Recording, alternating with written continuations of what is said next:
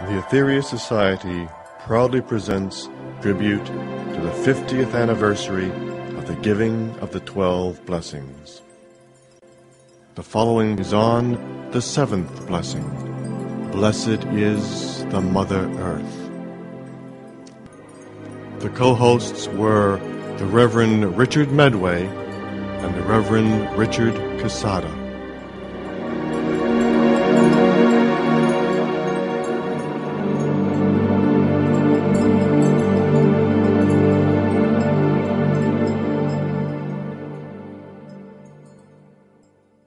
Please relax your shoulders.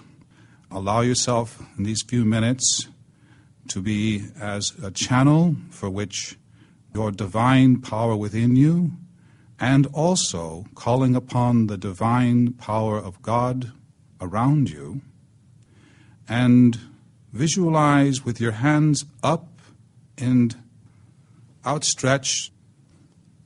See white living light leave both palms, as they are psychic centers, and also your heart chakra, your heart center.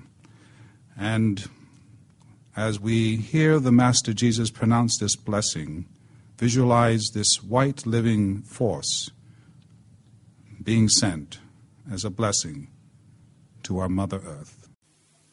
Blessed is the Mother Earth. The 7th blessing was introduced, like the previous 6, by Saint Guling, who, as we know, is the keeper of the seal of the spiritual hierarchy of earth. But this time he gave out a very important secret regarding the whole of the 12 blessings.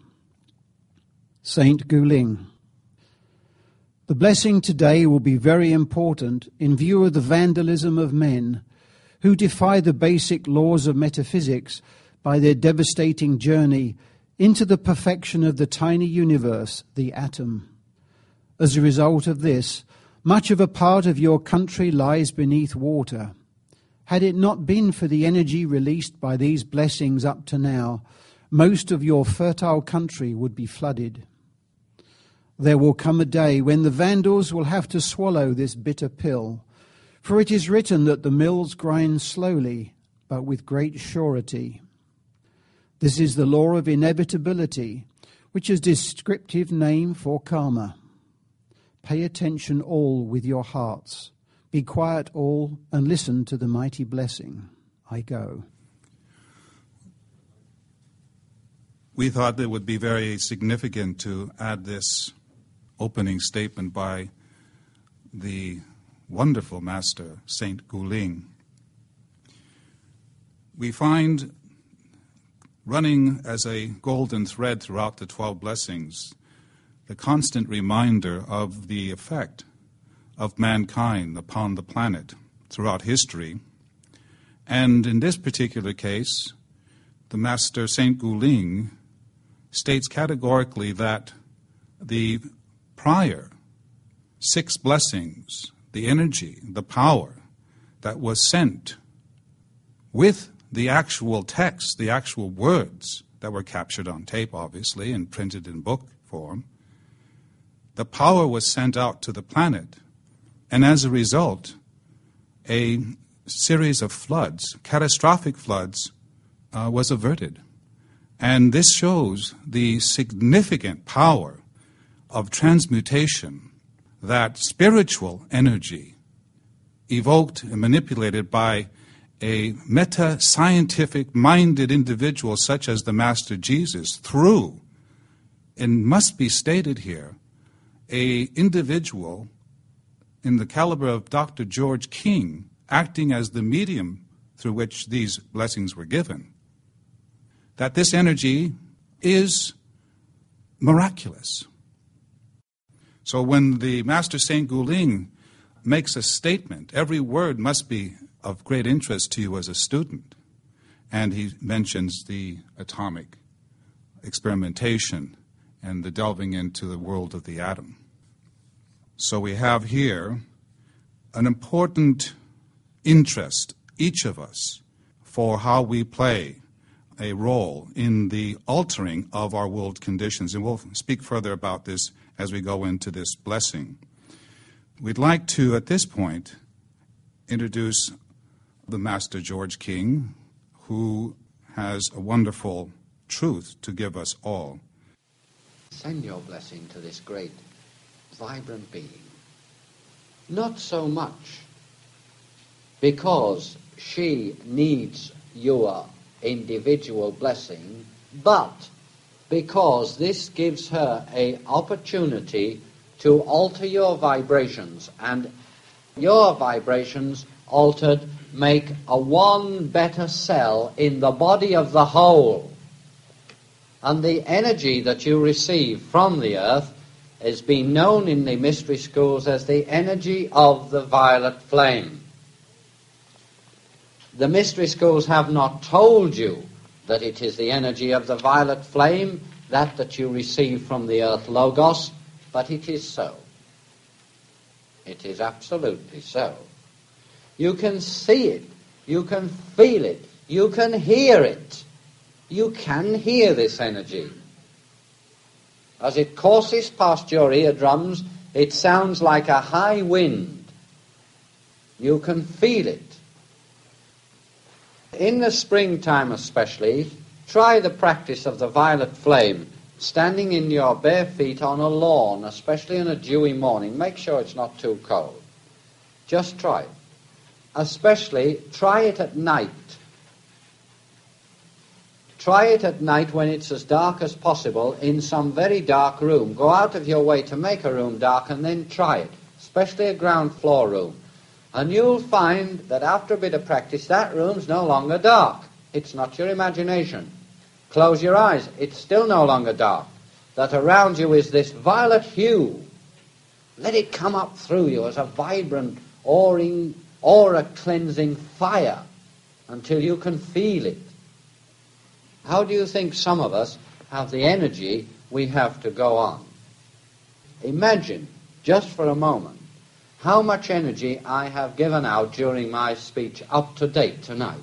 More energy than few people that expend during a whole day. I've given it out on that level, and to the thousands of etheric beings who are in this room now, from the astral realms. And anybody who's clairvoyant, close your eyes, transfer your consciousness from there to there, and you can see them. Not space people, no. They don't need to learn from me, but people who do. Tremendous outpouring of energy. What puts it back? This practice of the violet flame. It can be done quickly, simply, it can be done anywhere. It charges one. But before you get, you've got to give. Naturally you have. It's the law. What do you give? Give your love and power and radiance to this great Logos. And by law, in return, you get this wonderful, wonderful violet flame back again. If you practice the practice of the violet flame and haven't made it work, then don't be so selfish next time. Give something first. Then you'll find it'll work. Activate the law in the right way. Cast your bread upon the waters and that bread will come back. Have no fear. It will. And with it comes a deeper cosmic appreciation. A deeper understanding of your position in space. When you realize fully that the being upon which you live is an intelligence, a whole new vista of thought is opened out to you. It must be. Because you look at other stars and say, there are intelligences too. What's going to happen to me one day? Am I going to be one of those? And if you tell yourself yes, what a target to work towards. We should understand a number of factors. That on the physical planet Earth, there are several kingdoms, and one of which is the vegetable kingdom, second is the mineral kingdom, third is the animal kingdom, and we are the fourth kingdom. And as a result, of the Mother Earth being unique in the solar system, which is in the annals of our teachings, that she is unique in many ways. that she provides, because of her diverse atmosphere and diverse body, she provides a matrix of life that can sustain multitudinous life forms. And these life forms are all gaining experience upon her body. The mineral kingdom is gaining experience upon her body, just as the plant kingdom and the animal kingdom and us as humans, and we're evolving. She herself, after she received the primary initiation on July the 8th, was capable of joining her celestial brethren, namely the planets of the solar system, and vibrate onto another level of existence, thereby resembling, in certain cases, other planets that have bodies that are not as green and as diverse. Yet, the physical beings or the beings on the planets vibrate and exist on another level of existence than we do. As an example, for instance, we walk in our physical form, yet we have other bodies. More than one body do we possess. We have a subtle body that, for the most part, our eyes can't see, just as the instrumentation that visits Mars at this moment and orbiting Saturn, various projects and missions that are NASA and JPL and or JACA or ESA. There's different countries sending up various instruments that are reading various vibrations, bandwidths, and they're able to detect certain types of energy patterns, but they're not able to see, just as we can, with our physical eyes, the subtle bodies of which these masters, these particular beings, exist primarily on that vibratory rate. Just as, for instance, when you start to see ghosts, so-called discarnate entities, people who are on other levels of existence on the planet Earth, we would see there's not only 6.5 billion people on the physical realm, but we would virtually see possibly another 2 billion, 3 billion people roaming around as well. So the question is a good question, and the answer lies virtually is that our Earth is what we consider to be reality, is but only one aspect of multiple dimensions of living, of life, and of expression. And on the other planets, they live on higher dimensions of existence that are not detectable by our eyesight and by our modern-day instrumentation.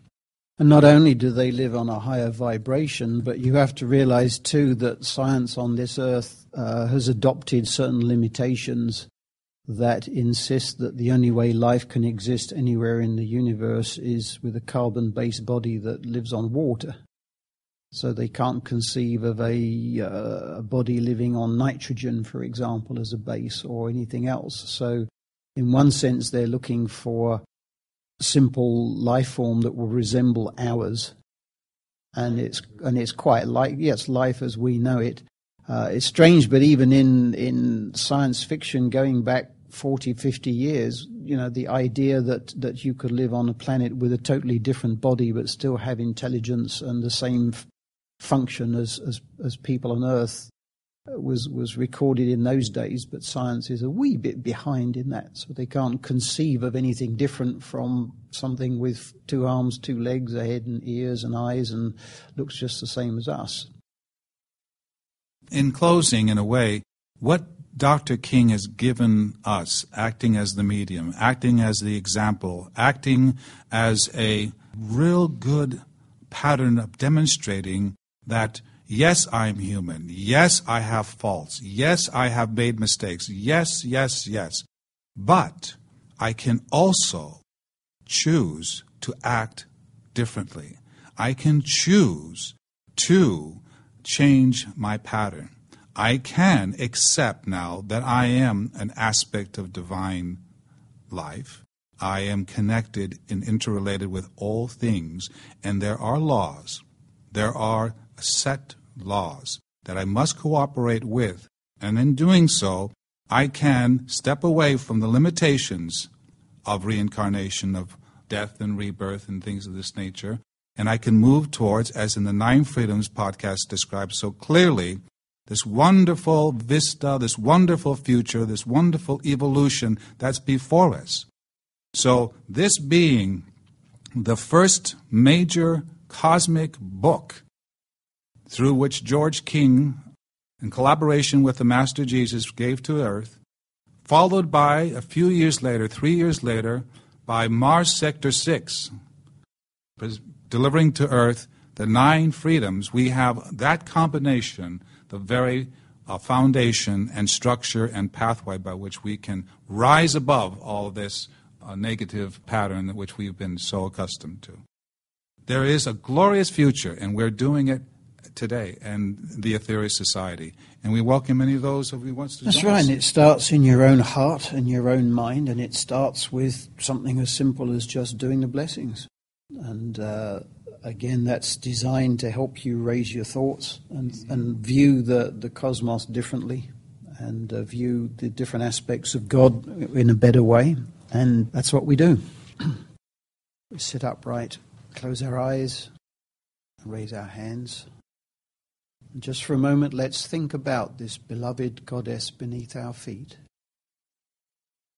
The greatest aspect of divinity we can physically touch. Let's think up the violet flame through our feet, up through the trunk, way up above the head, as high as we can visualize. And let's join together in the prayer.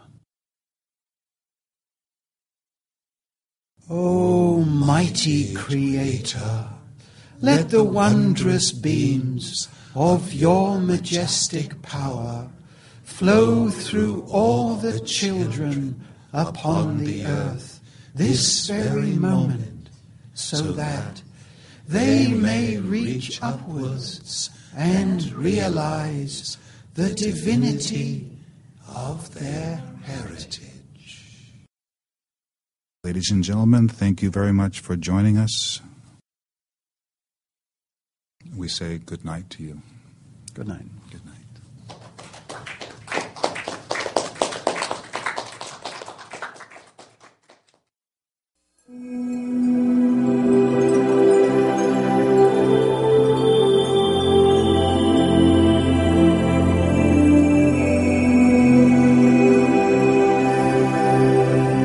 Thank you for your kind attention.